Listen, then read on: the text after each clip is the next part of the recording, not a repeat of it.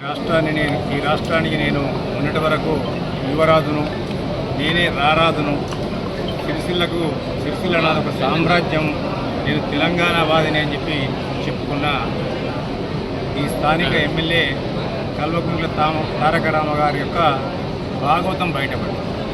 కానీ ఎంతవరకు తెలంగాణ వాదో తేటతెల్లం.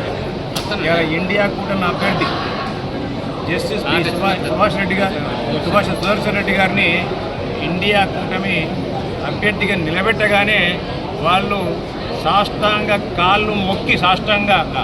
సుదర్శన్ రెడ్డి గారి యొక్క కాళ్ళను మొక్కి మేము ఓటేస్తామని చెప్పి ముందు వరుసలో నిలబడాలి వాళ్ళు. ఎందుకంటే ఆయన ఒక తెలంగాణ ఉద్యమకారుడు, ఒక తెలంగాణ వాది, తెలంగాణ రాష్ట్రం రావాలి అని పరితపించిన వ్యక్తుల్లో ఆయన ఒకడు. ప్రత్యేకంగా నిజంగా కూడా చెప్పాలంటే తెలంగాణ ఉద్యమానికి, తెలంగాణ వాదానికి ఆయన ఎన్నో విధాలుగా దోహదపడ్డాడు, సహకరించిండు.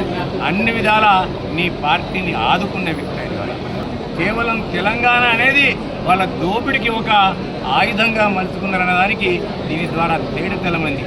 ఇప్పటికి కూడా నేను కేటీఆర్ ఒకటే మాట చెప్తున్నా, మీ అయ్య కేసీఆర్ గారు నాడు తెలంగాణ ఉద్యమానికి జస్టిస్ సుదర్శన్ రెడ్డి గారు ఏ విధంగా సహకరించిండ్రు,